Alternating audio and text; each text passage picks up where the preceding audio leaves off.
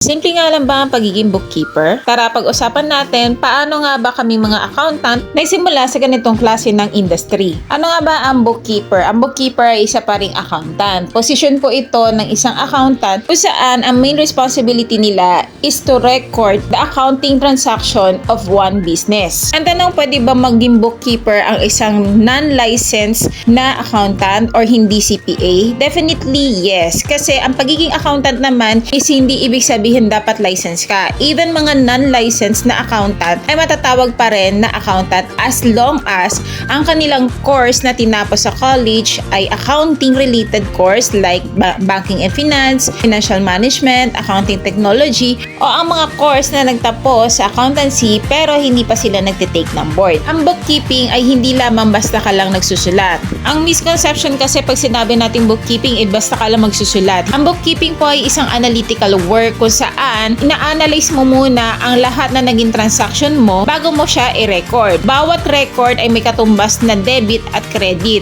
at bawat katumbas niya ay dapat parehas ang balance. In other words po, ang bookkeeping po ay isang analytical works kung saan kailangan may maayos or maganda ang analytical skills ng hahawak na accountant dito. Ano nga ba magkakaroon ng analytical skills? Una na dyan, syempre, mag-invest ka sa knowledge. Kailangan mo mag-take ng accounting course, especially mga accountancy, financial management, banking and finance, and accounting technology. Dahil sa mga courses po na yan, pinag-aaralan po dyan yung proper analysis ng pagbo-bookkeeping or pag-accounting entries. Kasi kung hindi nyo po maaaral kung paano yung tamang analysis, pagdating nyo po sa financial statement, mali-mali na rin yung magiging ending balance nyo. So, importante po talaga na matutunan muna ninyo kung paano mag-analyze ng isang transaction. Ang bookkeeping din ay related sa tax filing. Dahil bago ka mag-tax filing, kailangan meron ka munang accounting entries para ma-establish mo or makita mo kung ano-ano ba ang magiging tax filing mo for each tax type. In other words, importante ang fundamentals of accounting at importante rin na merong analytical skills ang accountant na gagawa ng bookkeeping works. Kaya kung ikaw ay isang aspiring or mga nagbabalak na mag-bookkeeper, kailangan mag-take ka muna ng course saan itatackle at ituturo sa iyo kung paano ka magsisimula sa analysis at paano mo nga ba ma-enhance ang analytical skills mo.